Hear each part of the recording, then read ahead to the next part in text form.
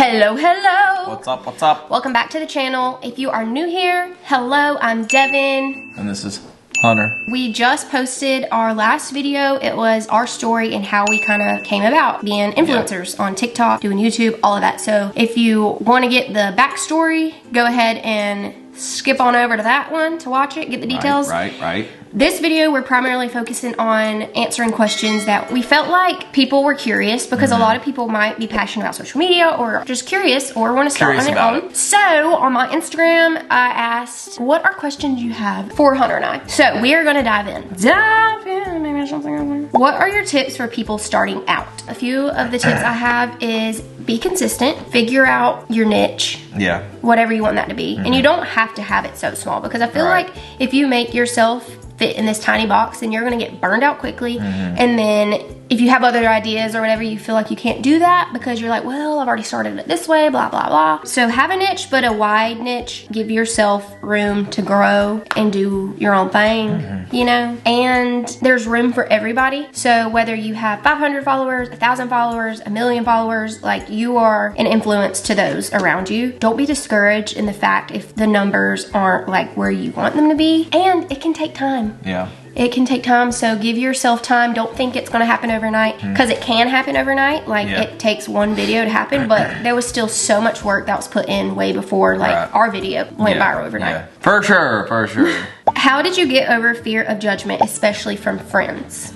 If they're really your friends, they're not gonna judge you for doing what you wanna do. Very true. I never really had a fear of judgment, I don't think. It wasn't like, I'm gonna stop doing it because I'm scared of what they think. It was more of, I don't want people to think that we're better than them or like. I would have thought that you were worried about the judgment. It was mainly from family, I think. Because now they're more on board now, but initially they were just like almost in disbelief, like that first that you could do that as a job. Yeah. And it was almost like no, you need a reliable source of income. Yeah. Like this is gonna go away, blah, blah, blah. So that was hard initially. It's almost like people didn't believe that it could be a thing.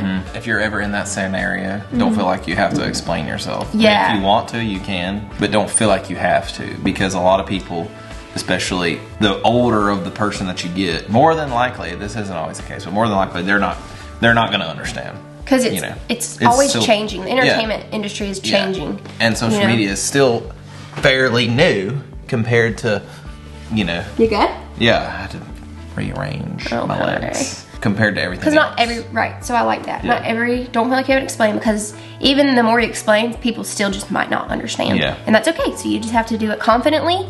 And if your friends are making fun of you, like not just messing around, joking around, but if they're actually making fun of you, find new friends. Yeah. Because jealousy causes bitter to the bones. Yeah. How to get used to sharing. I want to, but such a private person, I like being invisible. So that is one thing. That's me. That's Hunter, completely. Yeah. And now, sometimes when we go in public, 9 out of 10 times, like, we get recognized.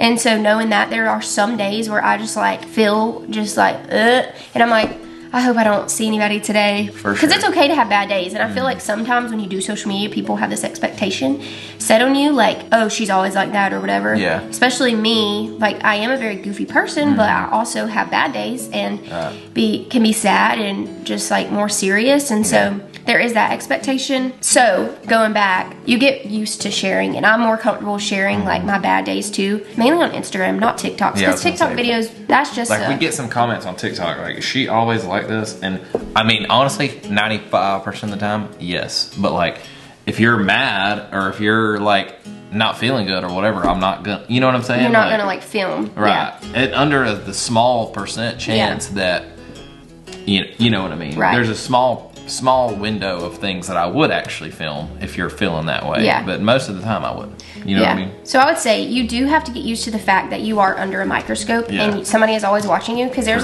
people, I wouldn't even known if we got recognized, and somebody would message me being like, I saw you in Target, but I was scared to say hey. And I was like, people are watching, you know? And always. So you get used to it, the fact that, because that is not, like, I think back, I'm like, dang, we used to be like nobody cared about us. you know? Yeah. And see, that's hard for me because like you feeling invisible. Yes, because I'm an introvert. I don't really like talking to people. Like as bad as that sounds, it's hard for me to just talk to a person that I don't know. How do you manage work as influencers with personal and family boundaries? So I mean, we try to film and edit and whatever, blah blah blah, as little as possible. Like when Ivy's here or when Ivy's with us. I mean, obviously we have to most of the time just edit. We can pretty much do everything else, but Devin will have to edit some TikToks or whatever. Yeah, and we have a YouTube editor now, so that saves a lot of time. That saves literal hours of time. I mean, so we're very appreciative 40 of that. hours a week plus of editing YouTube videos I used to do. And so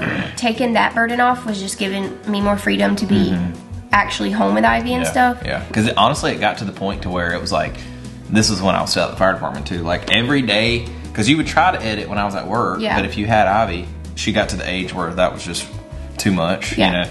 So it was like pretty much for 2 days you were editing videos and I was with Ivy like the whole time. You know? Like you never got a break and I never got a break. You know? So there was a lot going into it. But if you find the happy medium where you can like pay somebody to edit your videos, like we were just using the money we were making from YouTube as like a source to pay for itself in a way.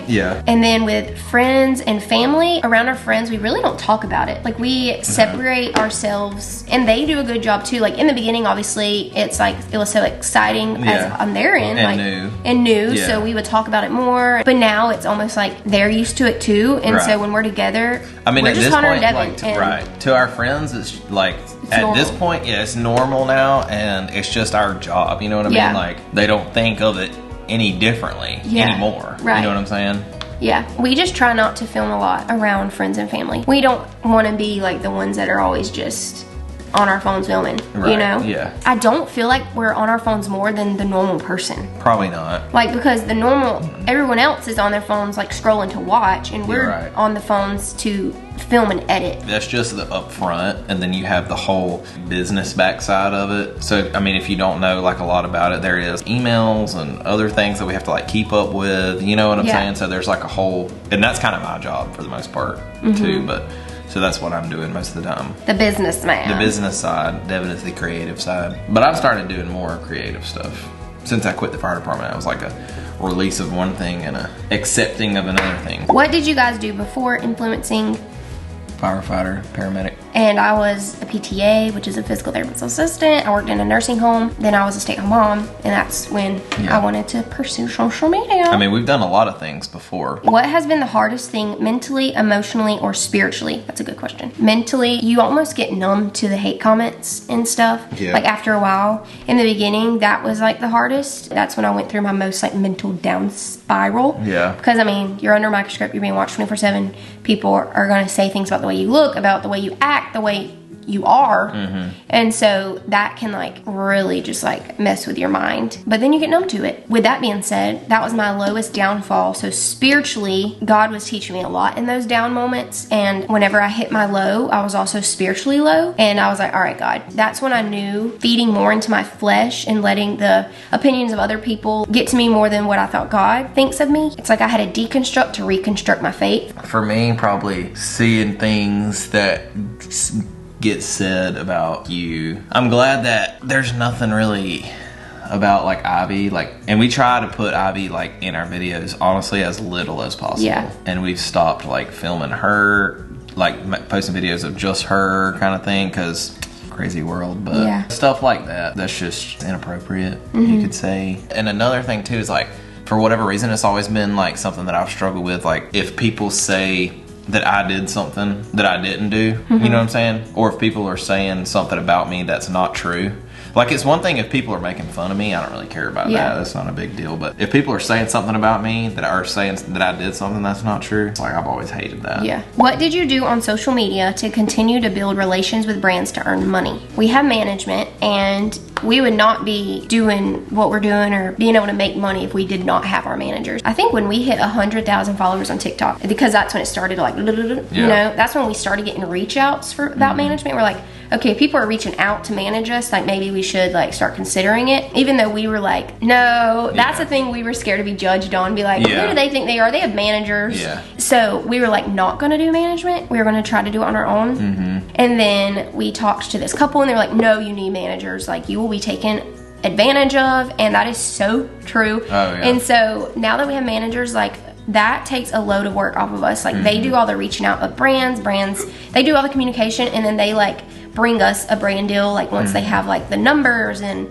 once everything's pretty much finalized, and they like yes or no, and we're like we just say yes or no, you know. Right. And so that is a way, but there are like brands that, because we don't get to communicate with brands one-on-one, there's a few that we've actually gotten to like FaceTime with and stuff because they want to be more personable, which we love. But that can be hard too, because to the brands that we don't have that one-on-one relationship with, I'm like, I hope they know like we appreciate them. So we'll just like tell our managers like, hey, let them know like that we loved working with them and that kind of thing. Does it worry you that one day social media might die down and not be such a hype? That is what our family were so adamant on in the beginning. And I get it, I understand, because that thought crossed through our minds. We're like, 100%. what's our long-term plan? You know, like, are we gonna do TikToks when we're 50 years old? Like, you know? Right. And so we know that we're supposed to be doing this. We know that God aligned it how it is, and that we feel purposeful in what we're doing. We're focusing on the now, because it tells us in the Bible, do not worry about tomorrow, because tomorrow already has enough troubles of its own. We both know that this is what we're supposed to be doing now. But I mean, if you would have asked us 2 years ago what we would have been doing 2 years from then,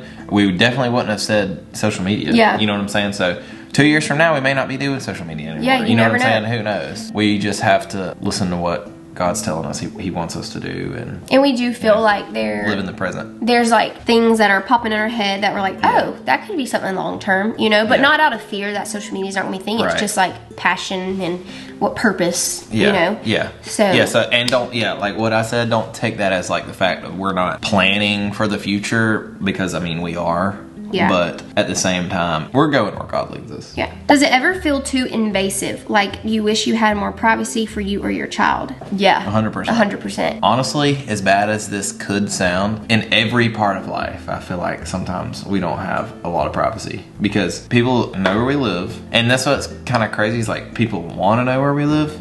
We've had people stop at our house before. You know, I saw somebody take a picture out front. It's one thing saying like, oh, hey, that's where Hunter and Devin live, but it's another thing like being creepy about it. So I will say I don't upload a lot of stuff like live. If I'm in Target, I won't post that I'm in Target. I'll post it later that I went to Target, but there's just like privacy things that we're starting to implement more, because the more you grow, the more people, like there can be, you know, all kinds of people on there. Yes, and we have definitely learned out of this career path that there are some creepos out there. Do you do all your own posting? Do you have an assistant, manager, all the cues? So yes, we do all the posting. We do our YouTube posting, Instagram posting, TikTok posting, all my stories. We have management that does the brand deal stuff, but we still film, edit, and post. I tell Hunter, I'm like, we're literally the videographer, photographer, producer, director, actors, actresses, editor, all of it. It's fun. It is, but it's a lot of work, but it is fun. Do you have insurance, or do you pay for medical expenses cash? That is a great question, because we're just now getting into all this because Hunter quit his job. So I had insurance with a city, and it was really good. That was why he wasn't wanting to quit. Inexpensive insurance. I mean, like literally, guys. I mean, if you know anything about insurance, our insurance was like $130 for great insurance. So that was like, so that was the hardest part, was like giving that up. But yes, we have insurance. Praise Jesus that we had your good insurance when Ivy had her surgery. So that is a thing, I think, a small fear I have. Is like if something were to happen, but we have insurance. It's fine. I mean, it would be similar. We would probably end up paying more, a little bit more. Does it feel, or did it feel awkward talking to the camera for a while? Love you too. See, I don't think so. Like the first few times I was like, this is awkward, or in public. But now we just take the camera in public and we're like, I mean, in public maybe a little awkward, but for me it wasn't awkward talking to the camera at all. How do you handle people with negativity towards your accounts? We obviously respond with grace and love, or not respond at all. I was gonna say, if we respond. One thing that gets me every time is like when people say, oh, I hate this couple, or I hate their video, or whatever.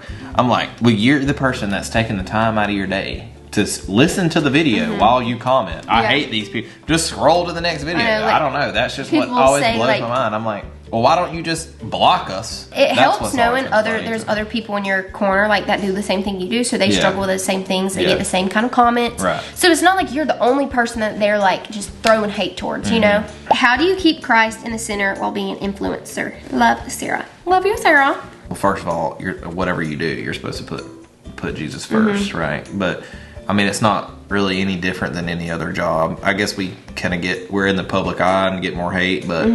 And honestly, we get a lot of hate and backlash from Christians. I say I get it, but I also don't get it because I'm like, you know, we're called to love. Right. And so, I mean, Jesus sat with the sinners and the drunks, and he sat at the table with them. He wasn't sitting with the Pharisees, right? He says, go into the world and be a light. And so that's what we really feel like we're being called to do by doing social media. And some Christians have been confused. I mean, like, you know, you say you're giving all glory to God and you're trying to be Christian influencers, but I guess they think we should be talking about it every second. And I'm like, okay, I can see where your confusion is coming from. How we feel that we're approaching it is just the way we're living life. And we want people to know by the fruits and by the way that we live. And we're not ashamed to say we're Christian, so that's known. But so how do we, I mean, we just have our relationship with God, ourselves, and together, and then that portrays on social media, hopefully. So what apps, programs do you use for social media, video editing, and others? So I edit a lot on TikTok. I also use CapCut, and I'll like chop it all up and then put it onto TikTok and put the captions on there. YouTube editing was way more, but we have somebody that does it for us. But when I started, I just used iMovie on my laptop and did it that way. We do have Epidemic Sound, and that's how you get a ton of like royalty-free soundtracks. The money side is like great, and it's amazing what like life can be and that we're able to help people we want to help. But just doing social media for us is such like a good outlet, and we just feel so passionate about what we're doing and the purpose that God has intended for us to use it for. We just are super appreciative for all of you. Hope you feel inspired, encouraged, motivated, whatever. If you needed that little push to go on social media and start, the sky's the limit. It's always a good time to start. Especially right now with the new year. Right now with the new year. You never know. One video can change your life. Literally. Okay. That's pretty much what happened to us, kind of. In a way, yeah. In a way. Hope you enjoyed this video. Give it a thumbs up and subscribe if you're not subscribed. And we'll see you in the next one. Stay tuned. Bye. Bye.